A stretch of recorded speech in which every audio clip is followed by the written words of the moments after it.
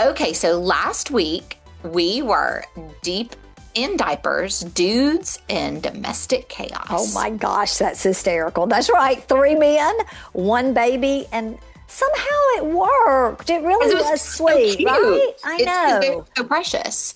And this got us talking, not just about those cute men and that little baby, but about parenting on screen back then. That's right. And I have mentioned so many times that I wanted to do one of my favorite movies that wasn't in the 80s, but we broke a rule before.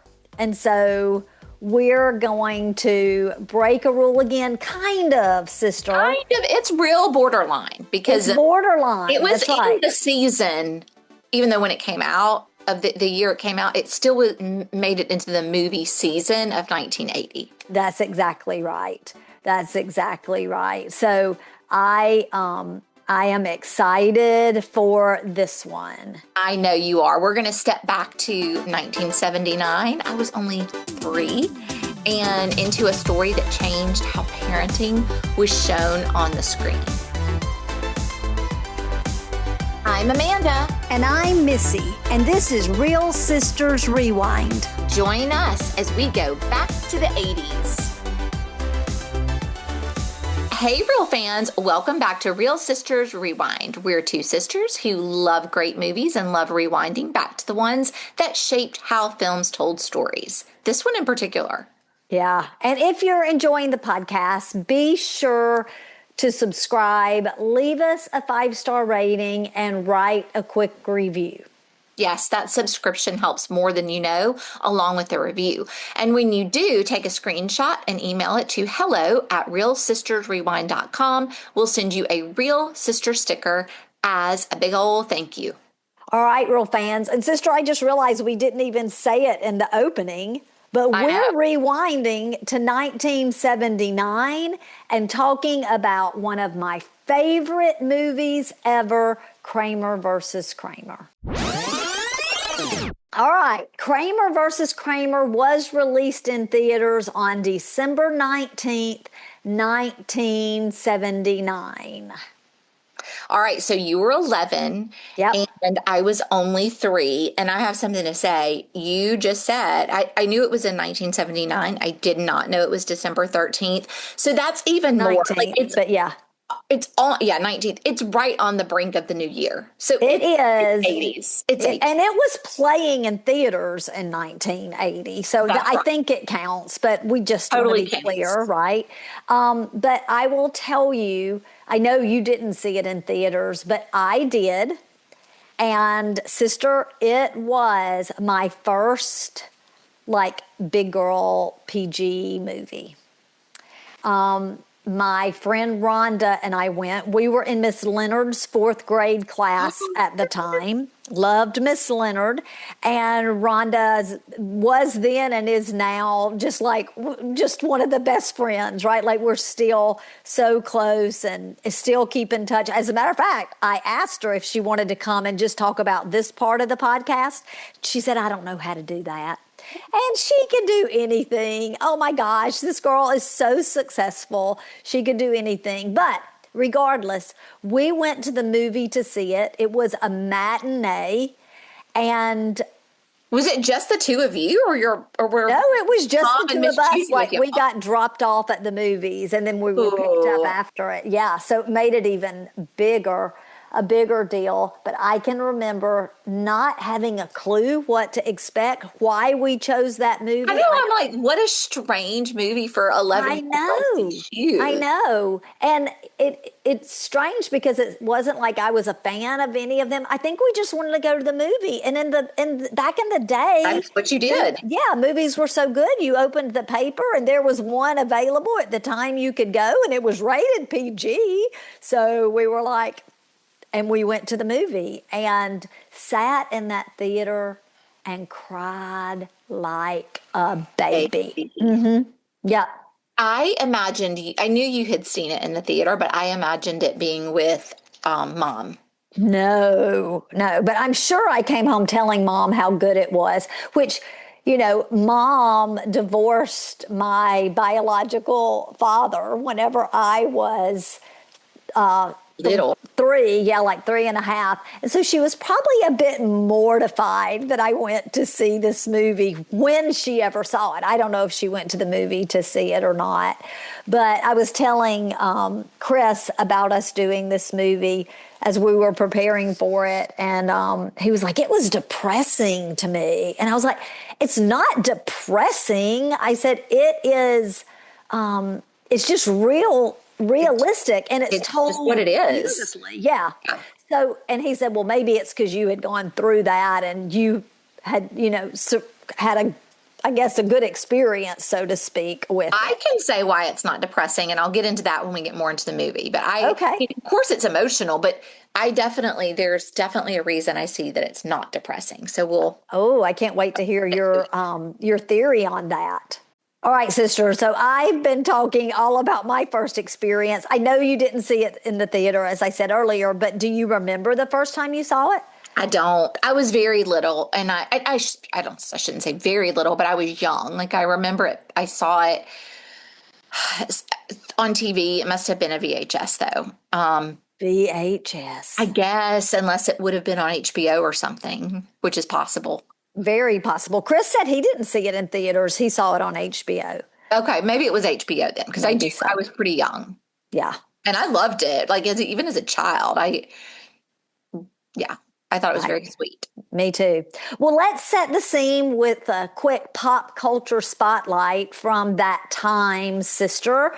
Do you have the number one song for us? The number one song in the country at that time was Escape. If you like pina coladas. Yeah, I was going to say, you may know it as the Pina Colada song by Rupert Holmes. And to this day, that is such a just known and I think beloved song. Yes, we were coming home from dinner just a few nights ago and it came on. Chris and I were both singing it. Like, you can't not sing that song. And getting caught in the rain. I am not into health food. I am into champagne. And then it all comes around in the end for good. I know, it's for good. It's for good. Well, we know it's one of a few choices. The television show that was number one at that time was 60 Minutes. It had its long run as a ratings powerhouse.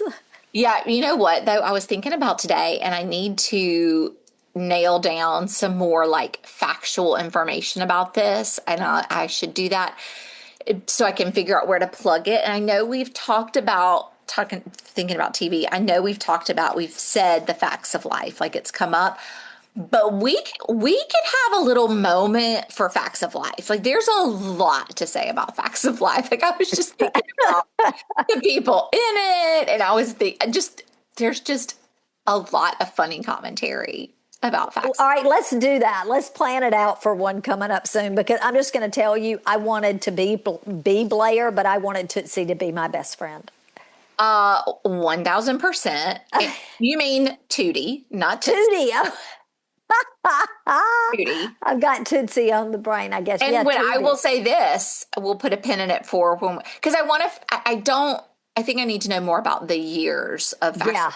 Yeah. When Joe came on the scene, I was like, who is this? Yeah, me too. Like, don't mess up our party. Exactly. So funny, me just saying Tootsie instead of Tootie. A friend reached out to me today, a newer friend in my life, and she's a little bit older, and God love her, she's a little bit ditzy, and she would say that if she was sitting here. I'm not saying anything bad, but she sent a little text and said, just wanted to check on Dottie.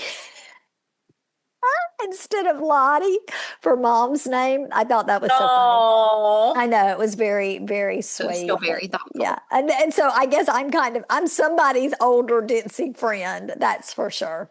That's funny. Well, People magazine was closing out the year, being in December now at this time, with its year-end issue. Of course, the reflecting on celebrities and stories and what defined the decade, Yeah, because it was it's wrapping up ending the the decade. 70s, rolling into the 80s. And I want to say something about this really quick. It's so funny because I read something today.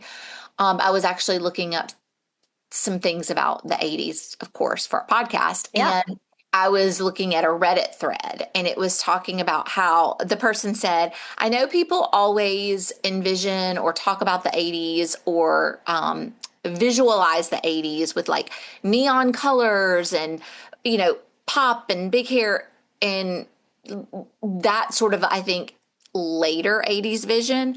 But she said it's so funny to me. I think of the 80s as that like dark walls and dark carpet and, you know, wood. True. Like, yeah. And this makes me think of that because obviously when we transition out of one decade into a new one, you don't just snap your fingers and everything's different, right? So I Right. think there was this transition, like at this point, moving into the early 80s, we did have that dark wood, small room. Avocado, orange. Yeah, like all of that orange carpet versus when we got into the later 80s where we did have those like neon colors and what you think of as like almost like that like Saved by the Bell. Right. The iconic 80 kind of in its heyday. So good. Mhm. So good. So this was we were still kind of in that 70s vibe as we were Yeah, for transitioning to sure we 1980. were. Okay, so it's time for Do You Remember? And I'm so excited about mine. I saw Ooh, something good. about this on social, and I thought, oh my goodness, that's going to be my Do You Remember? But you can go first if you want to. No, go. I'm dying. Okay, do you remember company? What do you mean? Your doorbell rings and company. Oh, company. Yes. When I mean, you had like your special little like Sara Lee cakes in the freezer in case company stopped by Yeah, because that would happen. all the time. People would Do just stop what hap- by. Yeah, what happens when your doorbell rings now? You're like, what the hell? Who's at my door? Like, Oh or my either gosh, you you just are get the so windows right. on.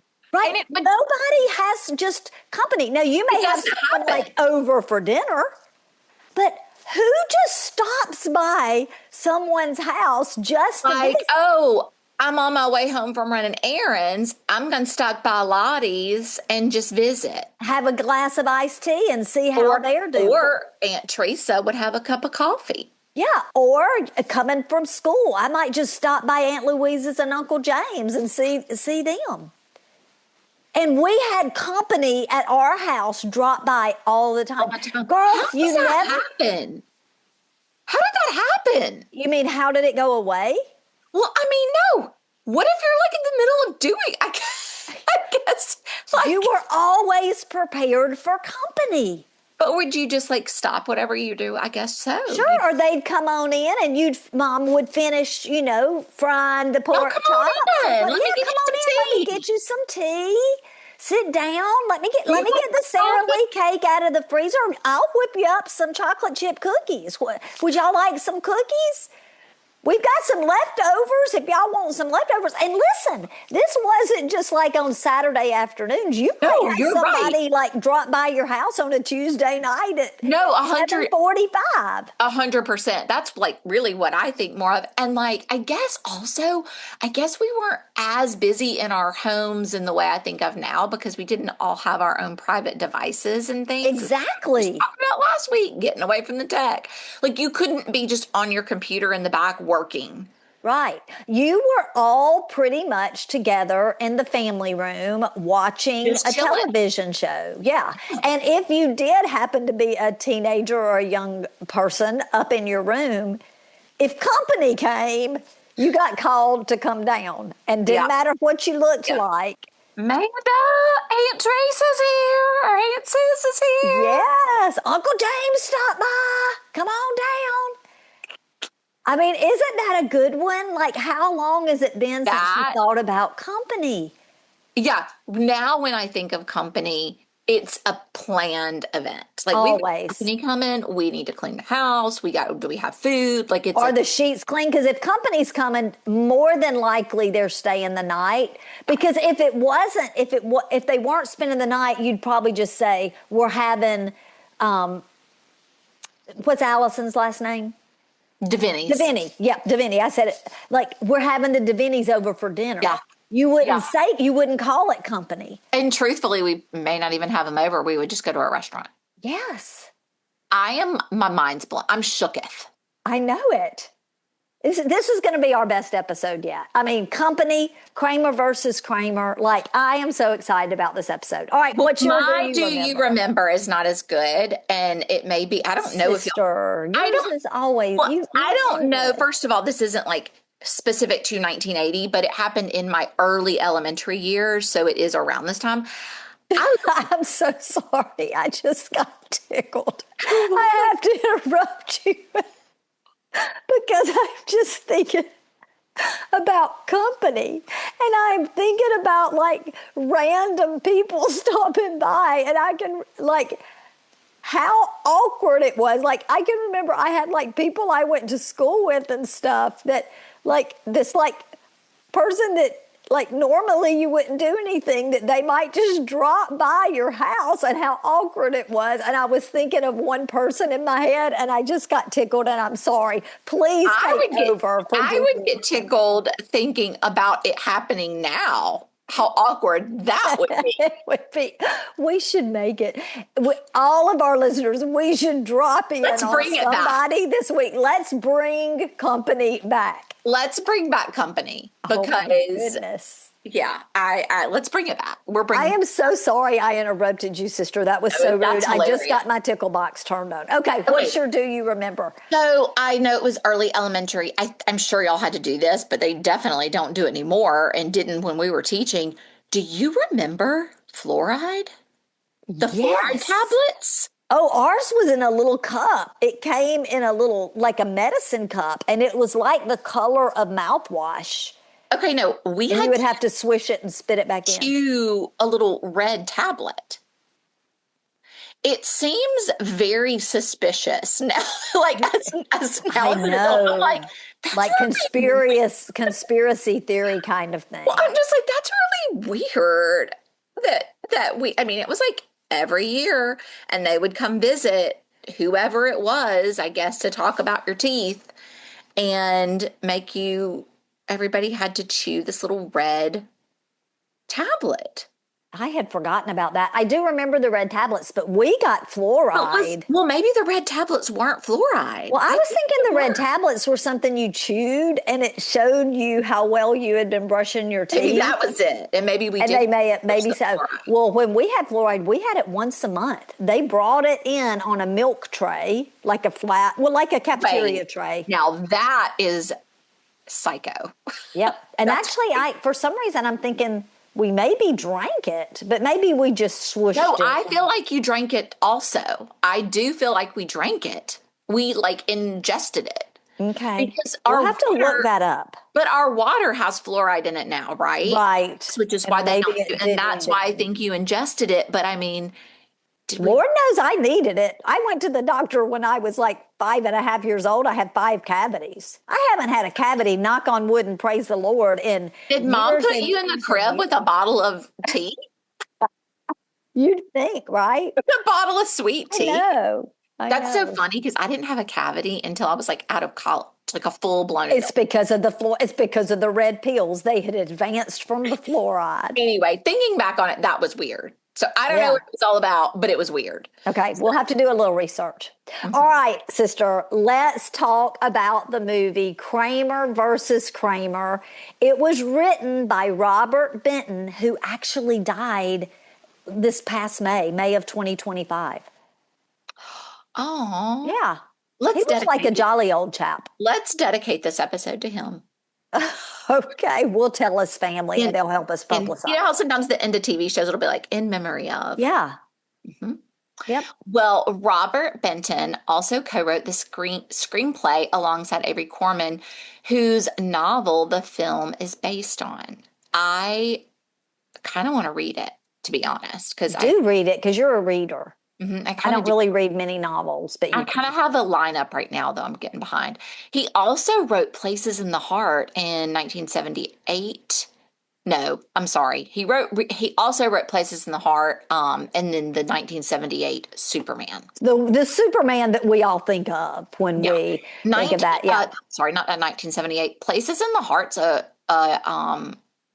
It's a powerful movie too. yeah, like it's an emotional movie as well. Yes, it is. Robert Benton, he wrote, you're right, he wrote all that, but he also, as I was looking his bio, he wrote Twilight too. But I was like, oh my goodness, it wasn't the Twilight that we think of. I was It's about to say no what? vampires in that. It was just named Twilight. But obviously he has some talent, Yeah. Places in the Heart, and even that 78 Superman, that's the one with the girl, what was her name, that you know they found her in a dumpster years later. She was alive, but I can't remember her name off the top of my head. But that But is the Superman that everyone. again, real facts. Real fans, you get the straight facts here. That's right. Just come We've to got us it. for the serious reporting. The girl in the dumpster will figure out who she was. I'll Don't think really of her matter. name. I'll think of her name. Well, the movie, of course, stars the wonderful, fantabulous in this movie, Dustin Hoffman. He plays Ted Kramer. He's this career-focused ad executive, and he's suddenly left to raise his young son on his own. There is some really conflicting stuff that I saw about if he was chosen from the time they bought the book rights for the part. But then I also saw that Al Pacino was offered the part. So there's some conflict there. But nonetheless, it landed with the right guy. Sister Yeah. Dustin Hoffman was up Yeah. for the task of Ted. Yeah. He was fantastic. And right there along with him, the beautiful, just she was absolutely just lovely Meryl Streep. And she plays Joanna Kramer, his wife, Ted's wife. Yep. And she made the decision to leave, whose decision to leave sets, I'm sorry, her decision to leave her family is what sets the story in motion.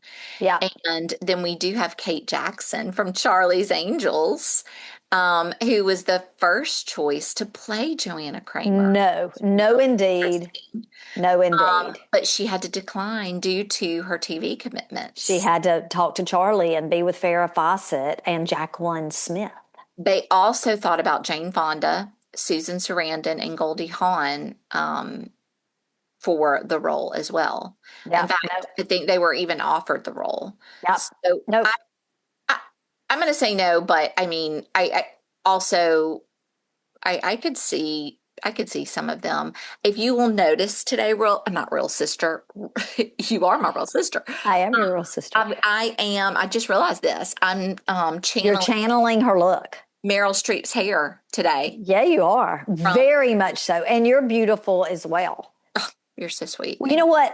Whenever I watched it, I did think how beautiful she was. I thought about how much her daughter looks like her, if you've seen her daughter in anything. But I have a confession, and if she's listening, Meryl, I'm sorry. When I was a little girl, I did not find you attractive in this movie. And that's okay. I did not. And looking back now and watching it, I think it was maybe because a lot of it was the way she acted. Like I can see why a young girl wouldn't have thought, oh, she's beautiful, right? Yeah. And she had the red eyes. But watching it as an adult again through the lens of Real Sisters, I definitely thought she was beautiful. She had such an incredible performance. Sister, she was only on the screen for 15 minutes. Yeah. Yeah. She was not in it, No. in the movie very much.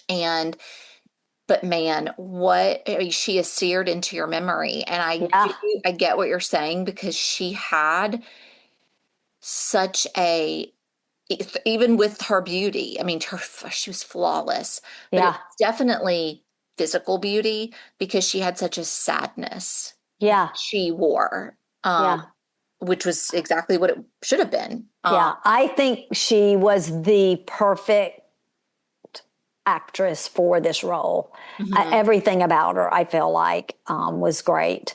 Um, Justin Henry plays Billy Kramer, the couple's first grade son, and he he delivered, sister, one of the most memorable child performances of the entire decade. So much to say about this kid. First of all, he had no experience acting. Secondly, his neighbor was a casting agent and said, "Hey, you should come read for this." It came down to two boys. Do you know why they chose him?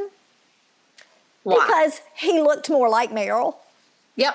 I mean, that's why Savannah is not going to, she's like, I can't pursue this because for my life, because there's just too many situations like that, Yeah, right? Where it's, yeah. well, And we'll talk a lot more about about him him. Mhm. throughout the podcast, but I mean, we could go on, Yeah, but we'll stop there. Yeah. the film also features Jane Alexander as Margaret Phelps, Ted's supportive friend and neighbor, actually, who starts out as Joanna's friend. Yeah. And I Only, didn't think I liked her at first, but you end up loving her. oh, just love her. And she's really his friend that is in his corner and like that steady, go to Yeah. person when everything seems like it's falling apart. And we can't not mention Jo Beth Williams from Poltergeist. This was one of her very first theatrical debuts, if not Film her first. debuts. Yeah. She played Phyllis Bernard, and she was Ted's co worker. And a one night stand they experienced became quite the talk of the movie. And so she added this like layer to an already messy situation that we had going on in the movie. Yeah. We definitely get to see Jo Beth Williams. A We get to lot see her. Yeah, of we Jo Beth do. Williams. And the way only 80s could do it. Yeah, 100%. And speaking of seeing a lot of Jo Beth Williams, the film is only rated PG. Which is why I went in fourth grade. Again, we don't have that PG-13 rating. Yeah, It has a runtime of 1 hour and 45 minutes on the dot nose of being perfect. on the dot. Do I you could have know kept that? going, but What did you say? I could have kept going with it, but Yeah, actually, they did. The original cut was 45 minutes longer, which would have made it about the average of what movies are now. That would have made it 2 hours and 15 minutes or 2:30. I would 2:30. have really liked to have seen what happened I next. know. I don't know if I needed So, 45 more minutes, yeah, but yeah. Well, Kramer versus Kramer was made on a budget of about $8 million. It went on to earn more than $170 million. It was one of the highest grossing films of 1979, that early 80s. as it should be. And That's it also right. makes sense that the budget was $8 million Yeah. because it was a very simple Yeah. set Yeah. situation and very small cast, very Yeah. small cast. Yeah. Well, at the Academy Awards, the film won five, that's right, count them, five Oscars, And including, this was the 80s, the 1980 Academy Awards. So it was coming yes, off the 79 year. that's right, um, including Best Picture. Yay. And I just have to stop and say something right now. When we talked, not last week, but the week before about The Housemaid, we were like, we want more of this, just good storytelling. Here we are again with the most simple story, truly. Yeah. No big gimmicks, no big brouhaha, no. No, nothing exploding. It's it is a heartfelt story about a family Bring us more. that is, I think, can resonate with anyone. Yeah, And I agree. thank you. Best Picture. Thank you. Yes. Best Director, Best Actor for Dustin Hoffman. Yay. Yes. Best Yes. Supporting Actress for Meryl Streep. Yep. Best Adapted Screenplay. So good. And I do have a little note here, just FYI, the strength of the performances of the two leads can at least partly be attributed to what was going on in their lives privately at this I time. read that too, sister. Yeah, so Dustin Hoffman was in the midst of a messy divorce. So that, I mean, how perfect is that? Yeah. Art. And Meryl Streep was still recovering from the death of her lover, John Cazale. Yeah, I don't know how to pronounce it. Get the facts here. We know. That's right. Get the facts here. And another interesting tidbit, sister, is that Meryl Streep and Jane Alexander were actually both nominated for supporting actresses. And it's very rare for a double nomination in the same category in the same film. I bet Jane Alexander thought she was going to get it. Well, she was probably like, I had more screen time. Right. Well, it's, right? I mean, yeah. And she was fantastic. She was. Well, it was also nominated for Best Supporting Actor for Justin Henry, he's one of the youngest nominees in Oscar history. I read that when he did not win and Ricky Schroeder did from The Champ, I heard little Justin threw a tantrum. I don't like hearing that. But I will say, I don't know how he feels about it. He's not in acting anymore, but he definitely peaked early. There weren't any other like really remarkable roles that he played. He was the little brother in 16 Candles. Totally. Yeah. And but now I think he's in tech or something. Good for him. Yeah, he does something like more modern. He's not acting. You know how old he was during the? Yes, he was 7 years old. Okay, because he's in the beginning of the movie, he's supposed to be like 5.5, and then so it's like he has to span that time. Yeah, being 5.5 to 7, I think is when it ends. He's 7. Yeah. But he's a little tight. He looks really young. He kind of reminded me of how Morgan looked when he was young. Like Morgan had kind of that baby face look until he was, probably in his teens. He always looked a little younger than he was. There was a real attention to him, and we may come more when we're talking about scenes, but there was a lot of attention when they were filming the movie to make sure nothing traumatized him. So we'll talk about that. Like Cujo. Yeah, exactly. With that little boy. Yeah, but there were apparently, talking about our winner for Dustin and Meryl, they had some tense moments on set. Apparently, Dustin Hoffman has some real intense acting methods.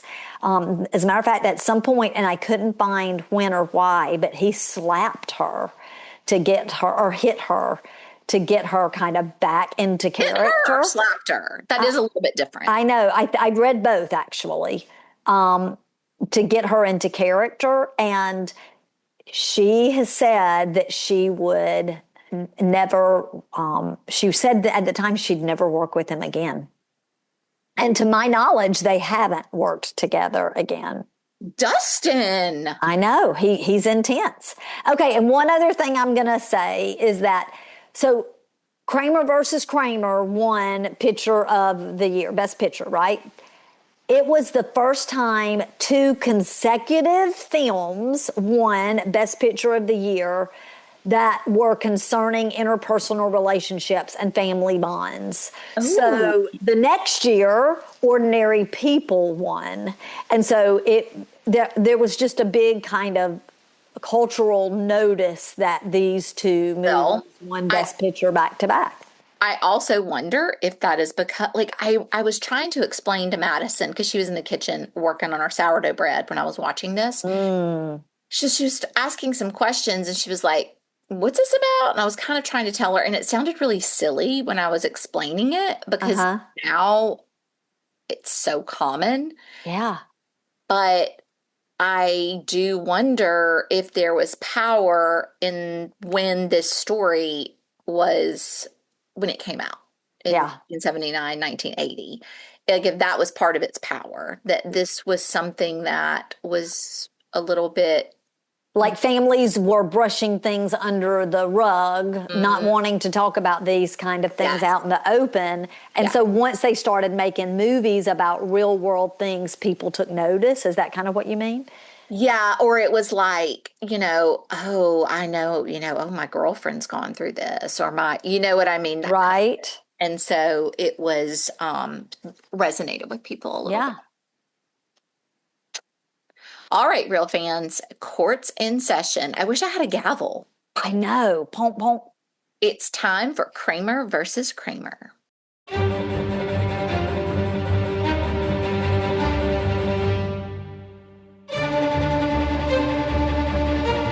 Okay, so we are going to start off. Okay, before we jump into the movie, and I may interrupt more than I normally do because I love this so much. Because this is your favorite, like one of your all-time favorites. It is one of my all-time favorites. Did you notice at the very beginning of the movie, did you rent it on Prime or did you buy it? Okay, I rented it too. No, I think I bought it. I don't know if I rented it or bought it, but I should have bought it. That as it's coming up and it shows the logo and all that, there was no music. It was completely silent. Well, I read something and then I couldn't go back and find exactly why, but the person who does that for this company was out sick or something.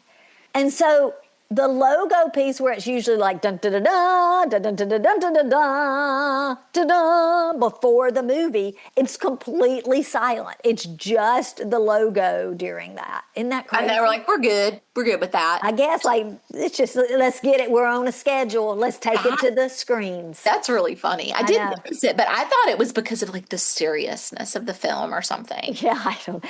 For a second I was like, is it not working? Like, and then I read that later. Funny. Yeah. It's really funny. Cool. Okay. Well, we start off really just right out the gate. Joanna is like, we see her like kissing her son. He's in his bed asleep and she's talking to him and telling him goodbye. And I thought, well, I guess she put him to bed and then Ted was coming home. I was like late. trying to figure out the timing of this, but that's right. He must have been coming home late because she was putting him the baby to bed. I'm the baby, he was little, to bed. So as soon as Ted gets home, he is just talk. He's telling her all about his new career advancement. He's so excited, and basically she's like, "I'm leaving," and she has her suitcase packed and she's out the door. And he's like, he definitely tries to get her to stay and like, we can work this out. And she was like, no, I'm leaving. Yeah. And I think she even ends up like, because he was grabbing her suitcase. And I think she even walked out and leaves her suitcase. She left her suitcase. So, I'm sorry, go ahead. I was just going to say one thing that stood out to me that I thought was interesting is, I don't know, this gave me insight or something, I guess, into her character of who she was as a person. She left all of her credit cards. Yeah. She left the dry cleaning tax. She left everything. And she was like, you're going to have to pick all this up. You're going to have to handle it. And here's all my credit cards. Like, I'm not taking your credit cards so I can go off and live off of you. Yeah, she was pretty low. So a few things about the scene. First of all, telling her son goodbye was just brutal. And of course, when I watched it the first time, I really didn't know what she was doing. I think she's just being a sweet mom, putting him to bed. But the filmmaking in that next scene where she's packing and she's doing all the things, and it goes back and forth from her alone at the house, having just put the child to bed, and he's at work, and it's this high intensity. It's conversations here, it's conversations there. They're having drinks, all of this. And so Yeah, even in at one that point, he looks moment. at his watch and he's like, Yeah. "Oh, I gotta get home." Like, Right, right. And then the of course the boss is like, no, come on in here. We're having a drink, celebrating so and so. And so there's such you get a feeling from the quiet aloneness of her packing to the frenzy of his work.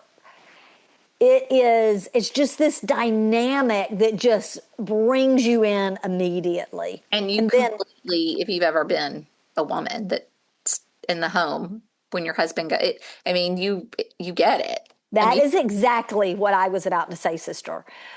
Whenever we know he's on his way, and the next thing you see is her sitting there on the couch by her ashtray with her cigarette in her hand. 100%. Right? And she's sitting there and it's just silence. And you can tell she's like borderline gonna cry. She's nervous. She has this resolve. He walks in, doesn't notice any of that. Nope. It doesn't pick up on any of it. He just goes right into his story. And I thought in that moment, I wonder how many women at that time had never seen anything like that on the screen before. And they were like, that is me. Yes. And that is precisely what I meant by this resonated with people at this Yes. time, because even though women were more often starting to be in the workplace more, there were still a lot of women who forego or forwent or put their careers aside or what, and to have a family. And I'm all for it. I'm not putting it down by any means, but it your husband has to also recognize the importance of it. Exactly. One other thing I want us to notice as we go throughout this, and I read this and had the aha, but if you'll notice, they don't really, the filmmakers, and I don't know if it was this way in the novel, but they never really cause you to choose a side. Mm-mm. Neither one of them is intentionally evil. No. Or intentionally bad. Nope. It is just life the way it life. Was for them. Yep. Okay, so that was my 2 cents on that. Mm-hmm, that's really great point. So this is one of my favorite scenes when the next morning Billy wakes up and of course, wants to know where mommy is, and Dustin Hoffman or Ted does the thing that we do with kids a lot when we're not ready to have a conversation or we think they won't realize because they're little, and kind of is like blows them off in a way. And so they start getting ready for school. He's like, I'm going to take you to school. I'm going to make you breakfast. And he's trying to be high spirited, upbeat, yes. Upbeat to make it like everything's great. And so he is trying to make the French toast and doing the all coffee, putting coffee. Like enough coffee grounds in the French press for 8 people. And Billy's trying to tell him, that's too much, or that's not what mommy does, or can I have all the things, right? And he's trying to balance his own frustration with trying to stay positive and upbeat and get everything done. And he ends up burning his hand on the skillet and drops it on the floor. And of course, curses and gets really upset. And I love that scene because I think that is very real. I think it's very real. It shows how inept he was in the home, like trying to do the French toast in a coffee cup, like trying to put the bread in there and all that. We can fold it. Right. Well, just fold it because all the best restaurants serve French toast folded. But a couple of things I wanted to point out is that, like E.T., when Spielberg filmed in chronological order as much as possible, they did that in Kramer versus Kramer as well. That was smart. They wanted Billy to be tied to the emotion of it all. That was very smart. Very smart. Another thing is that Dustin Hoffman actually burned himself while he was doing that. And it added to the authenticity of his frustration because he really did burn himself. Wow. Bless it. And well, go ahead. I'm sorry. I was just going to say about, I always notice the homes and the living area, but the apartment, I was like, man, it's just so different. Like, they weren't poor. And they lived in a I don't know if it's a small, but very modest apartment. Like Right. I was like looking at just the doors and the frames Yep. and the lack of crown molding and the teeny tiny kitchen. And it, and I know, of course, it was New York. And so it was this apartment versus a home because I was thinking back when we watched Big, and it really stood out to me like it was such an 80s home. Right. And that was another thing I noticed that made me feel really nostalgic of Uh-huh. how, and again, I'm connecting this to my technology because we didn't have a window into everyone's, oh my goodness, look what they've got. Right. And we had our homes and lived and had I don't know, it was just a very modest little apartment. But again, they weren't like poor. It's not like they were, destitute. And Yeah. just something about it. I don't know. It's like it was Yeah. just so warm and not, I don't I know. thought you would probably notice that as I was watching it. I thought that you would probably notice it. One of the things that I noticed that I know you did too, but I want to say it now because we're gonna see a change, is that when they've done the breakfast and he was like frenetic almost with what he Yeah. was saying and doing, and then on the trip to school was just Oh, crazy. Like he's just walking him, he's like, "What grade are you in?" And he gives him to this lady to take down the hall, right? And he's completely like trying to get to work because he's been given this big account and all that. And so I just want to point that out now because we're going to see that change as you walk us through the movie. oh yeah. It's incredible. It's incredible because you're right. He totally like passes him off to another mom. And I Yeah. forgot he doesn't even know what grade he's I in. know. He's like, "What grade are you in?" And It also probably shows us as an audience how disconnected he was.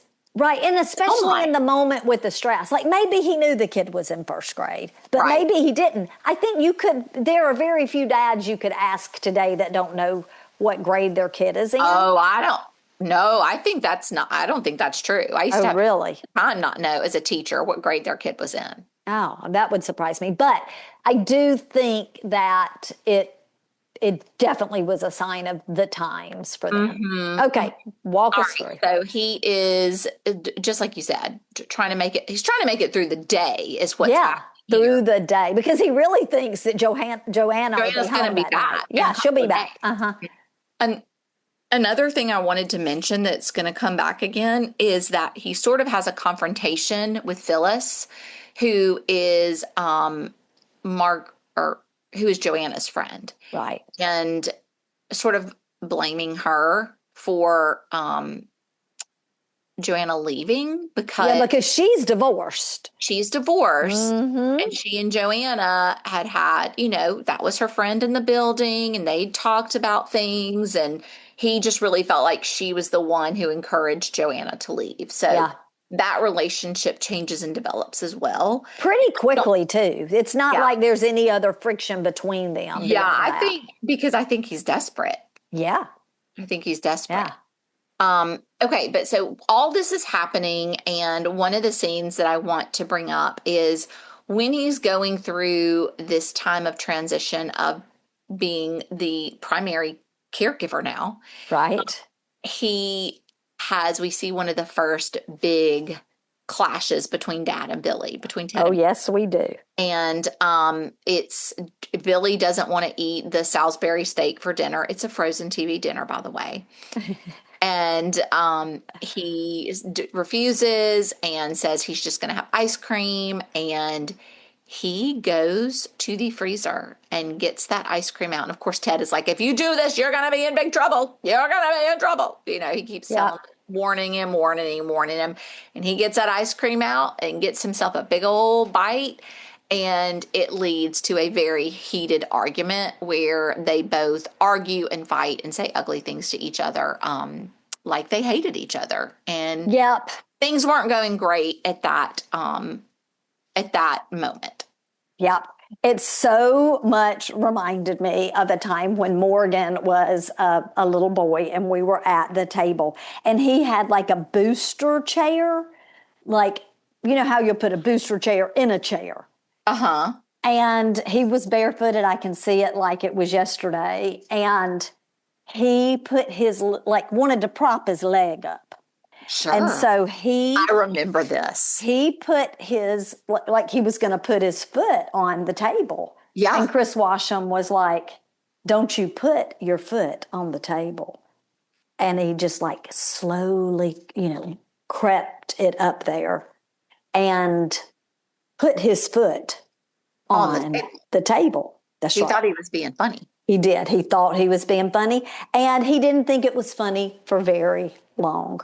Yeah. One thing I want to say about the chocolate ice cream is that in Tootsie, they actually gave a nod to this scene because the ice cream that Dorothy brings out to Jessica Lange's to her character is the chocolate chip, that same company. Oh, and my gosh. Also the ice cream is a one of the first product placements that we see in movies as well. Oh my gosh. Yeah, so there's that. And then this is one of the things that I was talking about. Like, Dustin Hoffman was very concerned about Justin Henry. And so every time they had these like emotionally intense scenes like that, number one, they filmed with a smaller crew, and Dustin Hoffman would walk him through every single thing that was going to happen in the scene, and just really took care of him, which, for somebody who's really intense, you might wonder if that's something you'd actually see from him. So it sounds like he cared a little more about Justin than Meryl. Yeah, I guess so. So I'm going to slap her around a little bit. I don't know. All right, let's keep going, sister. Yes. Okay. So obviously they go through situations like this where we see the tension between them. But as the movie progresses, we start to see a comfortability fall between them. Yeah, like a cadence. Yes, a rhythm. And one of our first times we see that is a breakfast scene where they are really just like working in harmony, like a family, right? And Ted's reading the newspaper and Billy's reading his comics, and they're sitting there having their breakfast, and it's just very calm. And I think they say a couple things to each other, but everything's just like peas and They've carrots. Settled in. You get the feeling they've settled in. And Amanda, he takes them to school. We see him drop him off at school, and it's calm. They're walking, they're talking, everything's great. He takes it. Everything is settled in. Yes, it's the chaos is gone, and he is present in that walking. And I think it even gets more so as we see it evolve. One of my favorite scenes that we see as they're kind of in this bonding and we're seeing the relationship evolve is when they are in Central Park and Billy's learning to ride a bike.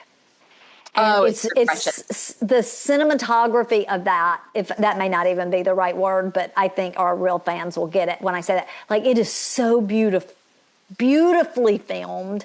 And then here's kind of a fascinating fact about the movie, which really stands out here, is that there wasn't a traditional score. They used classical, like Baroque style music, like Vivaldi. And the music that plays as Billy takes off riding his bike, and Dustin Hoffman is behind him cheering. Like, the music in this movie is so powerful. I agree. I noticed that too. And you know what I love about the bike scene? He is so proud to send him off, and he's cheering. And then the last thing he says is, "Don't go too far." Yeah, I know. Like, it was just the best. It was the most perfect comment to say, because he was so excited to see him go, but he was also like, don't get too far away. Yeah. Oh, that kind of tears me up, sister. Yeah. It was really sweet. It was really sweet. There is an incident. Okay, wait. I want to say, because I was about to talk about the playground incident. We see the relationship with Ted and Phyllis develop a lot on these playground scenes. A lot of times they're like at the playground hanging out together. Yeah. And they're just friends. They are totally just friends. But this is, as the movie goes on, she sees the difference in their relationship because she sees them interacting together. Yeah. She's become a really treasured friend to him. Yes, they're very, very close. They go ahead. depend on each other. They do, actually. And I know that I heard you say playground, and that's where you're about to take us next. But one thing I want to point out here is that as we see them bonding and we realize that a lot of time has passed, we start getting we get like 2 glimpses of Joanna in a window watching them. So I just want to throw that out there because it kind of elevates after the next scene we're going to talk about. Yeah. Now they don't know.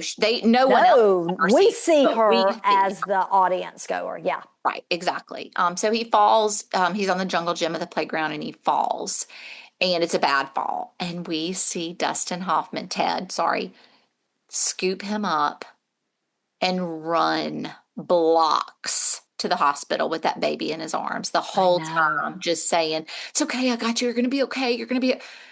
It was like a mama. I know. It was precious, and the whole time he's running, you can hear Billy though too. Yeah. Like you hear that little one saying, "Daddy, it hurts," and my boy. You know, it's that scene is just one that is. So if you have a child, you're like, yes, feel it to the core. And sorry to sidebar here, but I just have to say, because I said he was like a little mama, Dustin Hoffman seemed so little to me in this movie. He seemed so tiny. And I know he is sort of a shorter man, but he for some reason seemed really tiny to me in this, but also so young and like, you know. Yeah, for sure. I loved it when they went into the hospital and as they went in and the doctor's like telling him he's going to need stitches and telling him you have to leave. Dustin Hoffman's like, I'm not leaving him. He's my son. He needs me in there. And then you see him at the end of the bed cupping his son's head from behind as he gets stitches. Yeah, it was. He was like holding him and telling him like, oh, that was a bad one. I know, it's almost over. And they filmed all of that in one scene. They didn't do breaks because they didn't want to break up that emotional momentum, so to speak, that they had. So from the running and then into the hospital, that was all one scene. When he was laying on the bed or on the hospital table, when he was putting stitches in, that was one of the moments where I was like, this little boy's an incredible actor. I know. Because no training, no experience. The way his body was tightening up, and it was just like, he's really getting stitches. Like, it was very, very, he was very good. Yeah. Very good. Okay, so it's about this time that we do get Joanna's return. And she's been gone a while, like a year. Yeah, like a year and a half. Yeah. And she calls and Ted agrees to meet her at a restaurant. And this is the part that feels a very 80s to me. Like, I believe there's truth in it, but like, oh, I had to leave and go find myself and right, that whole thing. And of course she went to California to find herself. That's where that happens. And so she's better. She's got a job. She's, can stand on her own 2 feet. She knows what she wants. And they meet at a restaurant as she's telling him all this, right? Mm-hmm. She's been to therapy, blah, blah, blah. And now she wants her baby boy back. Mm-hmm. And he is none too happy about it. He's actually pretty furious, and he slams a wine glass against the wall and gets up and walks out. Here's the fascinating fact. No one knew he was going to slam the wine glass except for the cameraman And so her reaction there, like It's it's real. almost a shudder. It's real. They did it in one take. She had no clue, and the cameraman caught it. Yeah, because she was probably like, is he going to slap me again? Yeah. Is he about to slap me Except get he me did. right? Let's be like Ted did not slap Joanna. Dustin slapped Totally. Meryl to get her. Yeah, Totally. I okay. know. I know. I'm I just know. I'm teasing. just But teasing. that's probably though part of her being jarred was like, oh my Yep. God, here we Well, go. and so he leaves and goes straight to see his attorney, and his attorney's like, okay.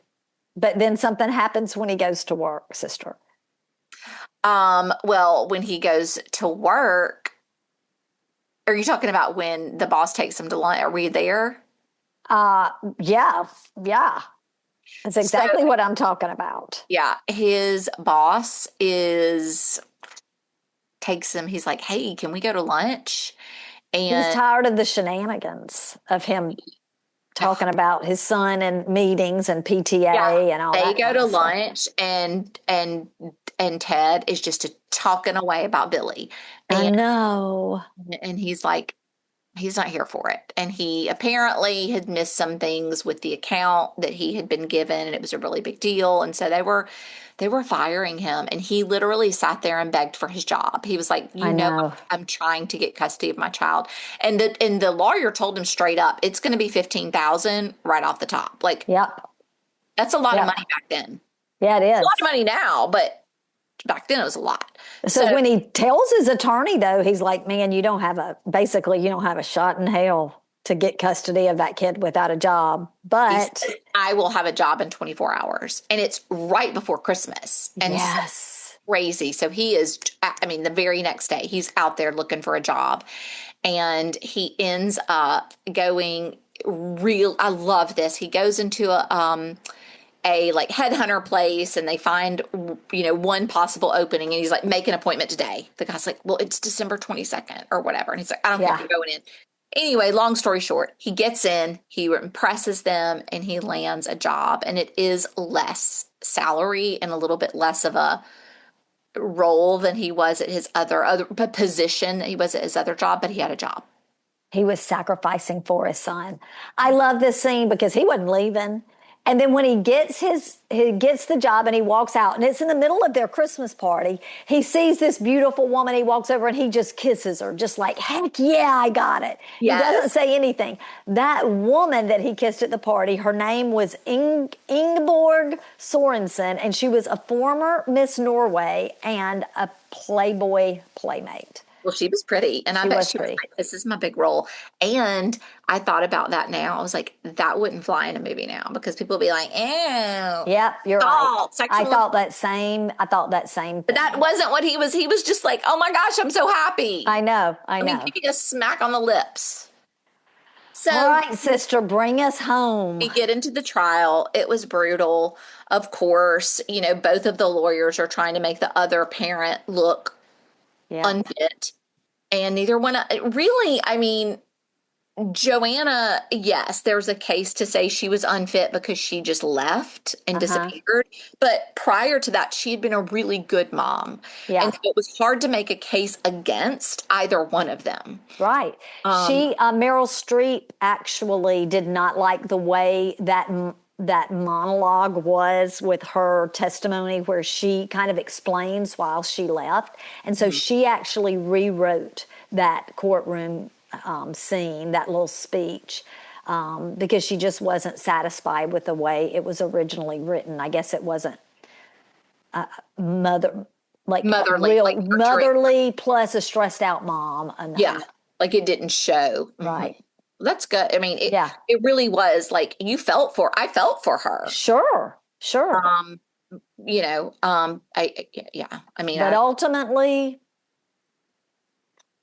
the ultimately, judge awards ultimately, custody yep, to to Joanna. Joanna, which And then that's pretty much the way it went. yeah, Unless it was,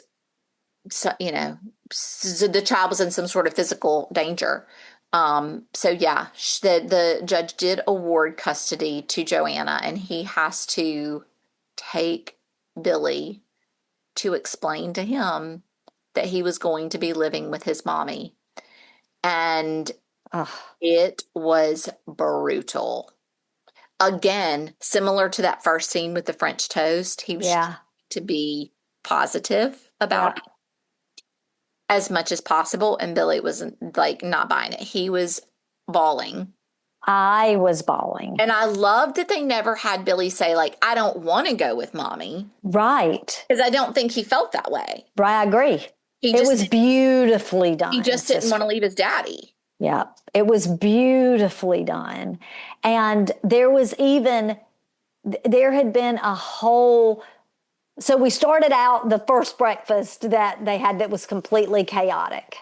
And then they had settled in. And let me tear up when I say this, but by this last breakfast scene, there's an unspoken language between them. 100%. I mean, they are just, the other one knows what to expect from the other. It is more than a rhythm. It is It's their unity. home. Their Yeah, it's home. unity. And it is so beautifully filmed. And the way this child is worried about his daddy not kissing him goodnight and not seeing him. It's that kid just did such an amazing job portraying that in such a palpable way. Yep. How a child really feels. Yep. Well, like you said, they have their breakfast or they're making their French toast. And it literally is just a beautiful, not like you said, not even rhythm, just unity. It's almost like one of those classical songs that's infused into the movie is like what it looks like with them. Yes, yes. And they're all packed up, sitting there waiting for mom to get there. And she calls to Buzz, or she calls Ted and asks if he can come down and talk to her. And she tearfully tells him she realizes that Billy is home at this Yes. apartment with his daddy. And she doesn't want to take him away from his home. Yeah. And could she go up and see him? And then they're both emotional and crying, and she's wiping the tears from her face. She gets on the elevator and he says, you know what? I'll stay down here. I'll wait and let y'all have some time. She wipes the tears from her face and she says, how do I look? And he says, terrific. The elevator door closes and that's it. That's it. I will tell you that scene was not intended to be like that. That was one of the takes, and the director loved it so much that he decided That was it. That was it. Yes, and so that was one of the facts I wanted to share. The other one is that she's in the raincoat to look bulky because she's very pregnant in that scene. Really? Yeah. You couldn't And see it in so, her face. no, you couldn't at all. You couldn't at all. But Oh, the last 15 minutes of that film will tear you. tear you up in the best of ways. Yes, in the best of ways. And I just want to say really quick before we wrap up why I think it is not sad is because without, this is nothing against his relationship he had with his mom, but without this happening, the relationship with his dad would have never formed. That's and true. It was so beautiful to see that relationship come to fruition and just like in your mind think what that will become, as he grows. Yeah, That's for why I don't think generations. that's the Yeah. part of it. And in my mind, he's not like never going to see his mom again. She's going Right. to work. They're going to still be in each other's lives. Yeah, of course. He just won't be packing up all his toys in his room. He gets to stay in his cloud covered wall room. Yeah. And All right, I sister. don't know that she was fully mentally stable. Yeah, I agree. I agree. But Yeah. we're going to just believe that they just worked everything out and they had a great relationship. No, I don't mean. No, what I'm saying is I'm glad he didn't end up with her because I don't think she was mentally. No, that's what I mean. I know. But they would, in this scenario, they would be able to have a relationship. Exactly. All right, sister. Does it measure up? Please, girl, yes. Okay, good.